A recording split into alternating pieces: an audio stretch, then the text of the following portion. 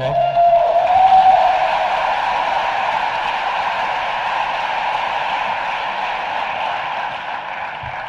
The last question of the evening, it better be a good one.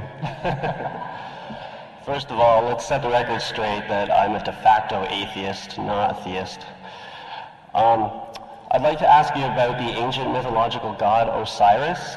Things like he was born on December 25th, born of a virgin, healed the crippled, the blind, known as the way, the truth, and the light, died, rose again 3 days later. How do you respond to allegations that your god is a fairy tale character from a myth written 1,200 years before his supposed existence?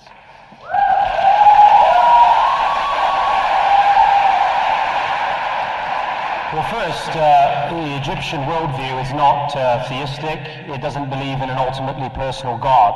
In fact, for them, pharaohs were a representation of the divine. So mythological stories about Osiris and so forth are just that, mythological stories.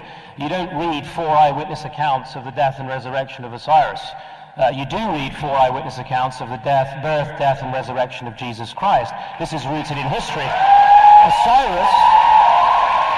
Osiris did not split history in two. Every time you write the date or write the check, you are noting the fact that Jesus Christ, a truly historical figure, split history into 2 halves. That's how it doesn't matter that we call it BC and BCE anymore, BCE and CE now, because we're trying to expunge Christianity from the calendar. The fact is that's how we date the Western calendar.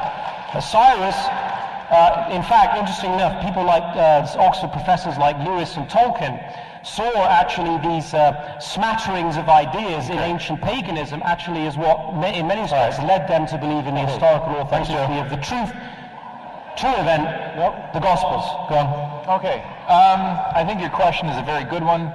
There are many cases throughout history of child king gods being born, all kinds of them that are supposed to come along and save humankind and whatnot.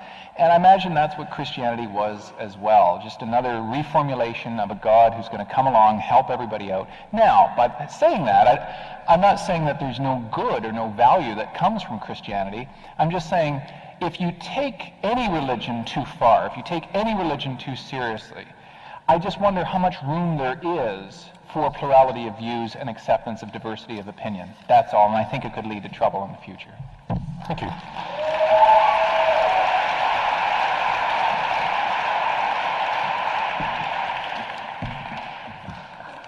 I'd like to ask both of you a question.